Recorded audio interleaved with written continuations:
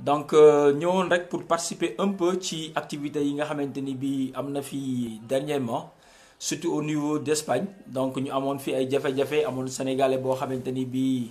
yàlla dafa def ñu faatoon ko fii moom mu defoon ci taxawaay bu am solo bu rafet. ndax man daf ma fekk ma génnoon réew mi demoon booru Autriche. Donc mais néanmoins suñu absence kenn noté wu ko ndax Mansour ndax moom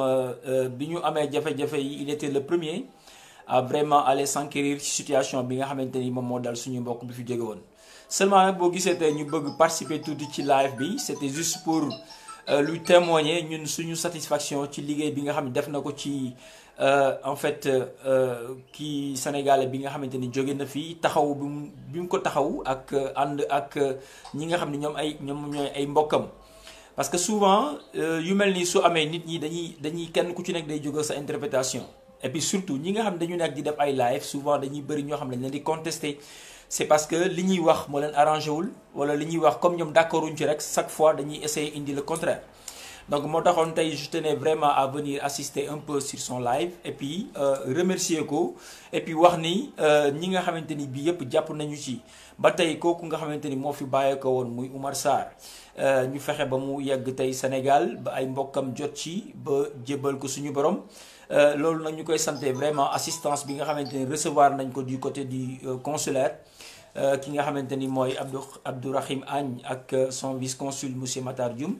Donc di leen remercier et puis di rappeler Sénégalais que loolu aussi c'est une mission là parce que la mission en fait des représentants diplomatiques c'est d'assister les Sénégalais de l'extérieur à leur quotidien.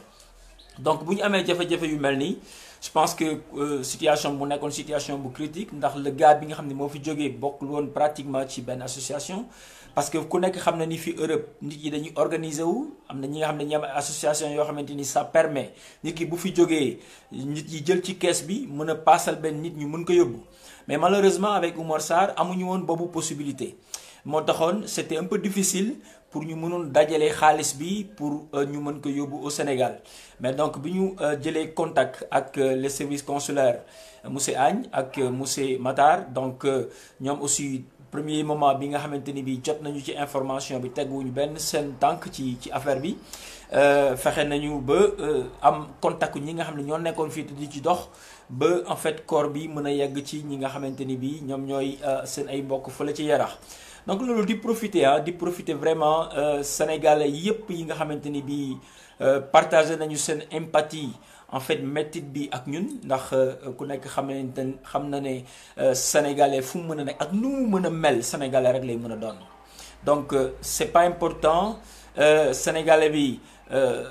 ci ban situation la nekk wala fan la nekkoon li ëpp solo li am solo rek mooy doomu aadama la. Un être humain c'est un être humain donc ak lu ko mën a dal ci biti ku nekk li ñu xamee sénégalais mooy solidarité. On a senti cette solidarité et ci loolu vraiment yàlla ak Mansour bi nga xamante ni depuis première heure yi moom ci ñuy jiitu ci hôpital la bokk taxaw ci ànd ci ak ñi mu ci war a àndal ba ñu fexe ba vraiment corps bi mën a dem ci ay mbokkam. Foofu rek liñ ci gën a insister mooy gën a ñaax sénégalais ci ñi solidarité nañu boole xool yi nañu gën a am solidarité. Te bañ a indi yu mel ni bu amee ay positionnement wala ay problème politique parce que lii dee beneen affaire la doomu aadama dafa am valeur ni ko suñu borom bëggee ñun noonu la ñu war a mën a gën a bëggante gën a jàppante.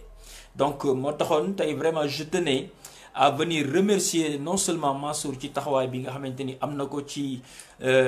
suñu mbokk bi nga xamante ni moo fi wàññeeku parce que tey loolu mu doon def tey man maa ko waroon def à sa place à mon absence moom en tant que vice-président il était parti vraiment ànd ak ñi nga xam ne ñoom ñooy ay frères am taxawu ko ba ñu fexe ba le service consulaire ak les autorités yi nga xam ne ñoo féete Sénégal fexe ba corps bi yegg Sénégal parce que bu njëkk dañ daan am problème bi ñu daan am mooy nit dafay dee ñu toog fii ay 3 mois 4 mois duñu mën a fexe ba dajale xaalis pour mun ko yóbbu. Donc comme ni ma ko waxee sànq moo tax tey bëri na dëkk yoo xamante ni bii nit yi dañuy organiser wu am ay kees yoo xamante ni bii bu lu mel ni amee su leen service consulaire yi jàppalewul ñu mën a jël ci xaalis boobu pour mën ko yóbbu Sénégal aussi jël ci xaalis bi peut-être paasal koo xam ni mbokkam la pour mu mën a accompagner corps bi. Et puis ci kaawu Omar Sarr bi c'était pas le cas, donc c'était un cas un peu compliqué, mais yàlla def na ci sutura ba lépp jaar ci yoon. Donc di santaat ñëpp di wax ne ñi nga xam ne ñu ngi ci réseaux sociaux yi en tant que ay activistes di lutter seulement pour le bien-être des Sénégalais yi féete biti réew wala même Sénégal suñu mbokk yi nekk Sénégal sax dañ leen gën a jox cër parce que ñoom je pense que kenn gënu leen gën a bëgg Sénégal li leen ñor rek mooy Sénégal bu jag, Sénégal bu baax, Sénégal bu jub. Donc loolu nag mënul am mukk te rek ñun ñi nga xamante ni am nañu benn expérience bu ñu jàngee fii ci bitim réew lu ñu fa amaku su néew dañ ko jël fexe ba suñu réew mën ci jëriñu. Donc ñu bàyyi aussi surtout entre les activistes di xasante wala kenn ku ci nekk tey li nga nekk su ma ci nekkul rek nga bëgg xarab sa morom ñu moytu lu mel noonu. Donc di rafetlu seen liggéey yéen ñi nga xam ne yëpp yéen a ngi fii di wax ci lu jëmale Sénégal et l'extérieur yi kanam. Tey aussi balaa may terminer vraiment damay metti lu situation bi nga xam ne léegi information bi ma am jëm ci arrestation wu mon ami Abdourahmane Sow bi jiite COS M23 ak le docteur Babacar Diop ak Guy Marius Sagna bi nga xamante ni dañu nekkoon rek di manifester ci li nga xamante ni mooy constitution bi nga xam ne tey ñu ngi koy changer fële ci Sénégal te mu dëppawul ak li Sénégalais yi bëgg ndax defe naa bi ñuy fal président Macky Sall faluñu ko woon pour mu ñëw di ñu indil loo xamante ni bokkul woon ci programme campagne am. Donc loolu xam naa ni loolu laa ni woon du ma terminer te wax ma ko parce que gis nañu ni bi président Macky Sall faloo ba léegi saa yu ñu xëyee rek li muy def mooy yokk dooleem fexe ba constitution bi ni mu ko neex mu koy changer di ko soppi te Sénégalais duñ ci mën dara avec sa majorité mécanique bi nga xamante ni ñoom ils sont là pour dire que Macky Sall lañu fi nekkal lu ñu fi askan bi. Donc chaque fois lu ñëw rek ñu jàllale ko te duñu xool njëriñu Sénégal ci biir. Donc nañuy jiital njëriñu Sénégal lépp loo xamante ni njëriñu Sénégal nekk si je pense que mën nañ ko teg fële xool li nga xamante ni bii moom mooy jëriñ Sénégal ñu ciy dox. Kon jaa ngeen jëf di nuyu ñëpp xam naa di bàyyi Mansour mu yeggali live am donc voilà c'était ça vraiment bëggoon profité rek remercier leen ci seen taxawaay yéen ñëpp ci àdduna bi ci suñu mbokk boobu nga xamante ni wàññeeku woon na fi. Et puis wax leen ni li gën a am solo tey jii ci Sénégal mooy nañu fexe ba respecter suñu constitution. ñàkk respecter constitution bi moo indi confusion yi am fan yi yëpp bu ñu gisee tey l'interdiction du port de voile des ports de voile à l'école Jeanne d'Arc li ko waral rek mooy constitution boo xamante ni bi tey dem nañu ba saa yu la neexee c'est comme un tissu rek boo xamante dañ koy jël di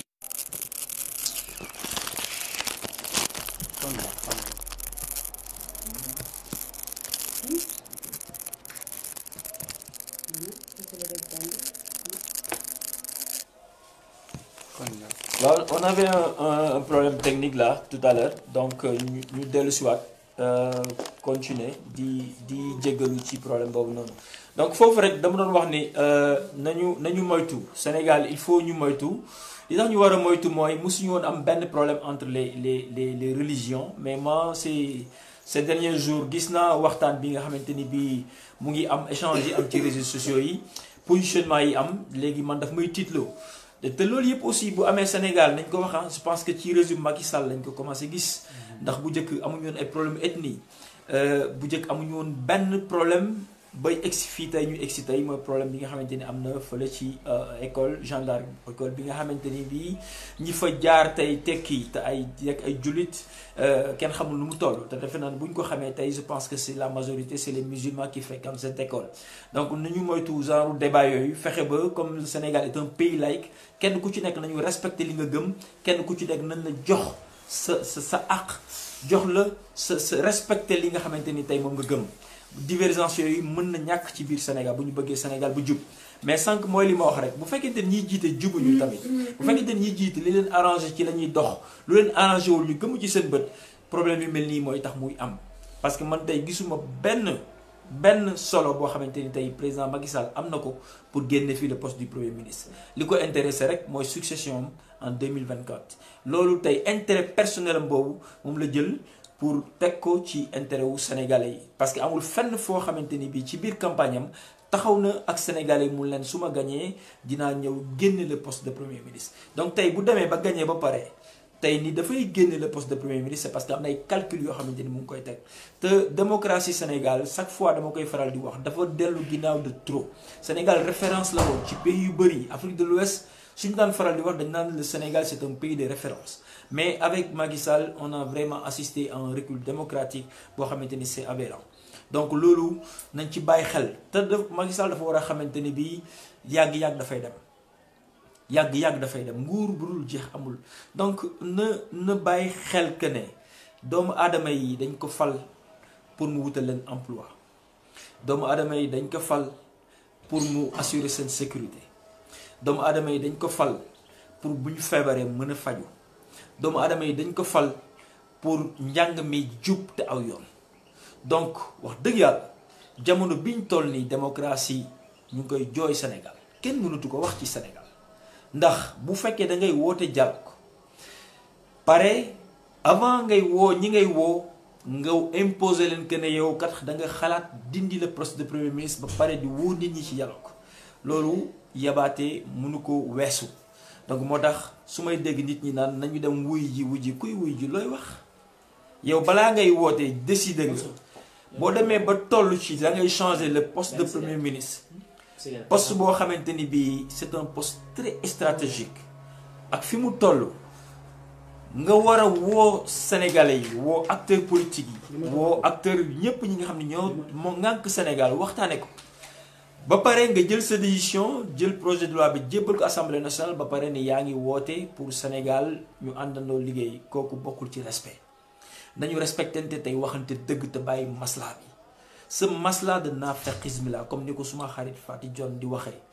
dafa war a jeex Sénégal masla benn façon masla naaféqisme boobu moom moo taral réew mi nañuy waxante dëgg ñiy conseiller le président Macky Sall nañ koy wax li jëriñu réew mi te bàyyi di ko wax loo xamante ni bii amalul réew mi benn njëriñ mooy lan ay calcul politicien loolu nag dafa war a jeex. fi mu toll nii comme moom il se dit que il a gagné avec 58% loolu la wax donc tey nag na doxal te dérouler te fexe vraiment satisfaire les besoins des Sénégalais te gën a bàyyi xel les Sénégalais de l'extérieur ndax Sénégalais extérieur yi li ñuy apporter ci Sénégal dafa bëri tey bu dul woon tey Sénégalais yi nekk ci biti comme ni ko Ousmane Sonko di waxee je pense que une révolution dina am Sénégal un soulèvement dina am Sénégal tey loolu bu amul tey Sénégalais yi nekk ci biti ñoo tax ndax kër yi ñuy téye donc nañ leen bàyyi xel créer wutal leen ay politique d'intégration ay politique yoo xamante ni bii bu ñu dellusee aussi ci Sénégal seen intégration seen création d'emploi wala création société lu mu ci mën ci doon dina yomb loolu tey moo war a nekk mission principale ci le secrétaire bi nga xamante ni fal nañ ko te mu xam bu baax le problème de Sénégal à l'extérieur donc c'était juste ça loolu laa ne woon tey dinaa ko apporter ci live Mansour bi j'étais de passage chez lui vraiment je tenais à lui remercier parce que c'est quelqu'un boo xamante il est très franc te li mu sentir rek lay wax donc Sénégal nag léegi moom daanaka boo dëggoo loolu doo bëri ay xarit wala ñu ci bëri dañ lay dénigrer parce que da ngay wax dëgg mais dëgg moom mooy jiitu te mooy mujj donc di la encourager bu baax di wax ne nañu def lépp rek teg ko ci yoon góorgóorlu ba lépp loo xamante ni bi tamit tey ñun koy def ñun mu fexe ba intérêt Sénégal jiitu ci jaa ngeen jëf ba beneen yoon mu nekkoon El Président. merci Adama merci. gars yi xam naa ni kontaan nañ participation bi am na solo ma ne ko gars yi kontaan nañ participation bi am na solo. sama gars yi maa ngi ziar ñëpp nag di bëggee ñëpp xam naa live bi sax moom mat na moom jarul ma siy dolli dara ndax Adama li mu wax ba pare xam naa ni jarul amul leneen lu su nit di dolli liñ si waroon wax yëpp presque wax na ko liñ si bëggoon dolli rek ginnaaw buñ leen nuyoo ba pare ziar leen ñu ngi nuyu ñëpp nag di leen ziar di bëggee Arona Niang sama sëriñ maa lay ziar yow lu baree bari di ziar Assane Diagne di ziar Mbayang di ziar ñëpp. waaw liñ bëggoon participer rek ñun mooy suñu mbokk patriote yooyu ñu jàpp ñoom la ñuy demander ñu libérer leen si nu mu gën a gaawee suñu mbokk patriote yooyu Guy Marius Sagna ak ñi mu àndal man sama participation tey loolu la ñoom la ñuy laaj ñoom la ñuy demander ñu libérer leen nu mu gën a gaawee parce que tamit Macky Sall moom nekkul moom mooy Sénégal nekkul moom mooy constitution bi nekkul ne moom lu ko neex rek loolu la sénégalais yépp war a def moomul Sénégal moomul sénégalais yi. poste premier ministre bii muy dindi nag li nekk ci ginnaaw moom moo jaaxal ñépp waaw mais loolu xam naa ci kanam dinañ ci ñëwaat incha allah beneen yoon mais tey moom sama participation moom lu gàtt la ci doon loolu la ñu ngi demander ñu bàyyi suñu mbokk patriotes yi. président merci ok gars yi kontaan nañ waaw suñu mbokk patriotes yooyu ñu jàpp te teguñu ko ci dëgg teguñu ko ci yoon te sénégalais yi ngir yàlla ak yonent bi bu leen nit di xeexal bu leen nit di xeexal bu leen ko fa bu mu leen fa jiitu ñii ñu jàpp di leen caxat-caxatee pourtant fayu ñu leen dara pour ñu taxaw di leen xeexal. léegi dañ dem ba léegi dafa mel ni Sénégal daal léegi moom sàcc yi trian yi fenkat yi ak ñiy nax nit ñi di rey nit ñi ñoom la nit ñi àndal mais ñi bëgg dëgg di wax dëgg di kaasal dëgg léegi ñoom la ñuy jàpp di leen dóor ñoom la ñuy tëj ci kaso bi ñoom la ñuy caxat-caxatee sàcc yeeg trian yeeg ñiy rey nit ñeeg ñiy def lu leen neex moom ñoom ñoo war a nekk ci jàmm ñi jub ñoom ñoo war a nekk ci fitna sénégalais loolu waru leen ko seetaan waru leen ci ànd te dafa mel ni ay complice lañ ci ñun ñépp nag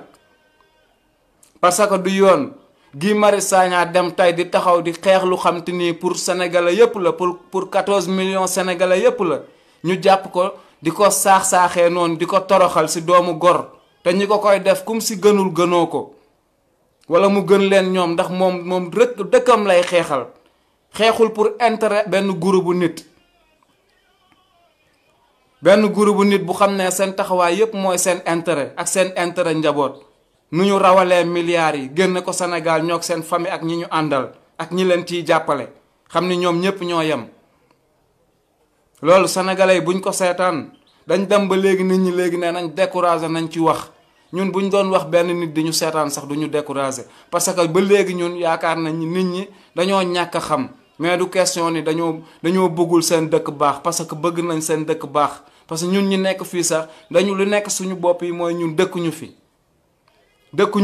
suñ dëkk bu baaxoon li ñuy wut fii bu nekkoon suñ dëkk tey ñun ñëpp dañuy ñibbi parce que ku am lu la gënal da ngay yeewu di yeewu ak sa famille da ngay yeewu di dégg jàkk yeeg jumaa di noddu ndax ñun loolu lañ xam mais ku amul lu la gënal am lu ci topp bu la nit dee xeexal da nga koy dimbali parce que Guy Marius Sagna lii ko dal nii du yoon sénégalais yépp taxaw mel ni dara xewul lii ñaaw na te intérêt ñépp lay xeexalul intérêt boppam li muy xeex du pour lu jëm ci poosam du pour lu jëm ci fameem mais sénégalais yi daal ñi leen mën a yëkkati mooy ñi xam ne dañu leen di dundee yéen dundaluñ leen mais dañu leen di dundee ñoo mën a tax sénégalais yi jóg sénégalais yi ubbi leen seen xel yi yeewu ñii ngeen topp ñu leen di utiliser ngeen di leen aar ba bu nit génnee di leen critiquer wala mu leen di wax dëgg wala mu leen di soññ pour ñu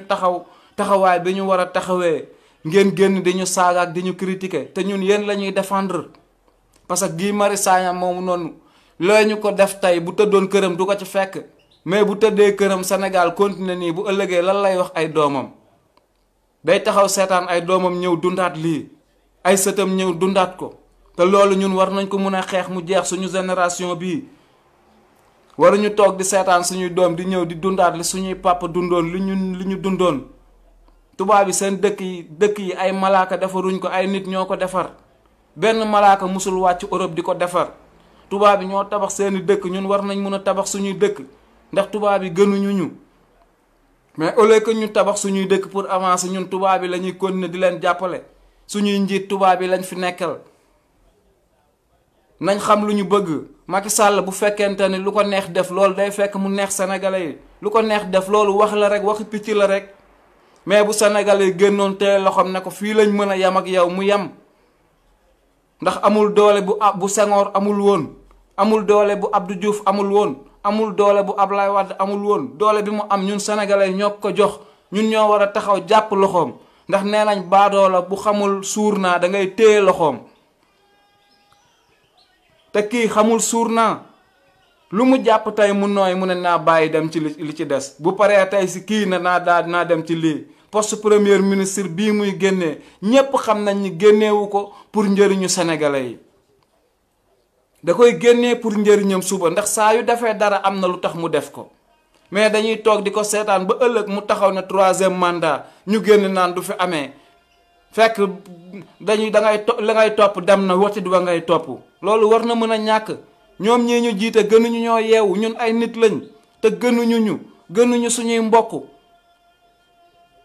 nañu yeewu nañ ubbi suñu xel yi tuuti ñun Macky Sall ni muy dundee moom ak ay fameem ak complice am yooyu ko wër ñun war nañoo mën a dundee noonu ndax ñun ñoo leen di gën a sonn ñun li ñuy daj pour dund ñoom dajuñu ko dañuñu dara lépp a yomb si ñoom nañ ubbi suñu xel yi da ngeen jàppale ñu ñun ñii di wax te xam ñu faye ñu dañuy wax rek pour yeewante rek pour xel yi ubbeeku rek waaw ñu ñëwaat si la ñuy tàggoo suñu mbokk patriote yi ñu jàpp Guy Marius Sagna ak ñi mu àndal ñi ngi demandé seen libération nu mu gën a gaawee parce que suñu liggéey la ñu nekk ñun la ñuy jàppale Sénégal la ñu nekk ci liggéeyu Sénégal lañu nekk ñi ngi demandé ngeen bàyyi leen nu mu gën a gaawee waaw ñuy nuyu ñëpp nag di ziar ñëpp ñu ngi nuyu ñëpp di ziar ñëpp di leen bëggee di leen wax ba fan yi rek incha allah tey dañ ñëwoon rek nañ ñëw def bu sew rek comme niñ koy defee nuyu leen ziar leen waaw jàppale walla suñu mbokk patriote yooyu ñu téye waaw ñu ngi nuyu ñëpp nag di ziar ñëpp faatu suñu jigéen bi ñu ngi lay nuyul ñu mama ñu ngi lay nuyu di la ziar di la bëggee Arona Niang sama sëriñ maa ngi lay ziar di la bëggee di ziar ñëpp di bëggee ñëpp waaw Arona yow maag yow nag fan yi war nañ def benn live boo xam ne maag yow ñoo koy seq incha allah fan yi bu jot amee rek incha allah dinañ si waxtaan dóor benn bu xam ne ñoo koy seq maag yow incha allah si kàttanu yàlla waaw maa ngi nuyu ñëpp nag di ziar ñëpp jaa ngeen jëf